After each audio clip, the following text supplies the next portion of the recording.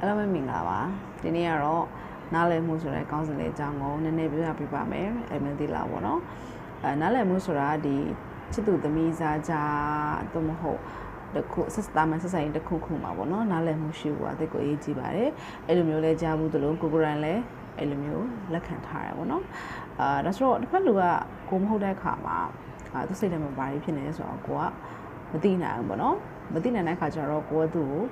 ကိုနားလည်ပေးနိုင်တယ်ဆိုရင်တော့ဘယ်လောက်ထိနားလည်ပေးနိုင်တယ်လဲပေါ့ဒီနေ့မှာတော့ဥပမာမိန်းကလေးနဲ့ယောက်ျားလေးနဲ့ရှင်းပြီးတော့ပြပြမယ်ပေါ့နော်ဥပမာမိန်းကလေးတောက်ကသူယောက်ျားလေးတယောက်ကိုစိတ်ကောက်တယ်ဆိုလို့ရှိရင်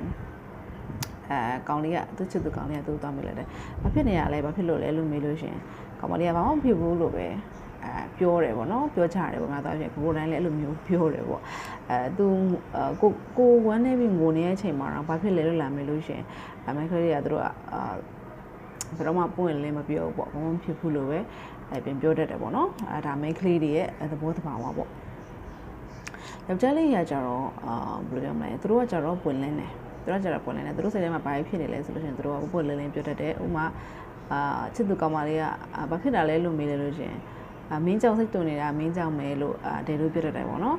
မင်းကလေးတွေကတော့အဲ့လိုမဟုတ်ဘူးသူတို့စိတ်ထဲမှာဘာတွေဖြစ်နေတယ်ဘာတွေပြောချင်နေတယ်ဆိုတာကို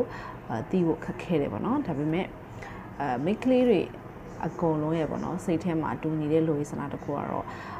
သူတို့ဝမ်းနေနေတဲ့အချိန်ကြာရှုံးနေတဲ့အချိန်မှာပေါ့အားပေးပေါ့အားပေးဖက်ရင်ဝင်တစ်စုံတော့မဟုတ်လက်တစ်စုံပခုံးတစ်စုံပေါ့နော်ဒါမျိုးလိုအပ်တာပေါ့မိန်းကလေးတွေကအထူးသဖြင့်ပေါ့နော်သူတို့ဒီကောင်လေးတောင်းနဲ့တွဲနေပြီဆိုလို့ရှိရင်သူတို့စိတ်ထဲမှာဒီကောင်လေးတွေသူတို့ရဲ့စိတ်ကိုသူတို့ရဲ့ဘဝကိုလုံခြုံမှုပေးနိုင်တယ်လို့ခံစားရတယ်ဆိုလို့ရှိရင်ဒီမိန်းကလေးရဲ့ဘဝကအောင်မြင်မှုတွေနဲ့ပြီးတော့ပျော်ရွှင်မှုတွေနဲ့ကောင်းမွန်တဲ့ဘဝတစ်ခုကိုပိုင်ဆိုင်ရ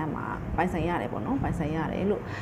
ကြားဖို့တယ်ကိုယ်တိုင်လည်းအဲ့လိုမျိုးခံယူထားရတယ်ပေါ့နော်အရှိမအမြင်ပြောခဲ့သလိုပဲသမီးစားထားရည်စားထားတယ်ဆိုလို့ရှိရင်သမီးစားဘဝမှာဒီယောက်ျားလေးဟာကိုယ့်ရဲ့စိတ်ကိုစိတ်ပန်းဆိုင်ရာရုပ်ပန်းဆိုင်ရာလုံခြုံမှုပေးနိုင်တယ်ဆိုလို့ရှိရင်ဒီယောက်ျားလေးကိုရွေးချယ်သိတဲ့ရာခိုင်နှုန်းက90%တော့ရှိတယ်ပေါ့နော်အမင်ကိုယ်တိုင်လည်းအဲ့လိုမျိုးယောက်ျားမျိုးတွေ့တယ်ဆိုရင်တော့အမင်လည်းသဘောကျတယ်ပေါ့နော်နှစ်သက်တယ်ပေါ့ယောက်ျားလေးရာကျတော့အဲ့လိုမျိုးမဟုတ်ယောက်ျားလေးရာကျတော့ဘယ်လိုခံစားရတယ်ဆိုလို့ရှိရင်ဒီတစ်ဖက်သူနဲ့တွဲနေတဲ့ main ကလေးရပေါ့နော်သူ့ကိုမလိုအပ်တော့ဘူးလို့ခံစားရတဲ့အခါဒါမှမဟုတ်တစ်ဖက် main ကလေးက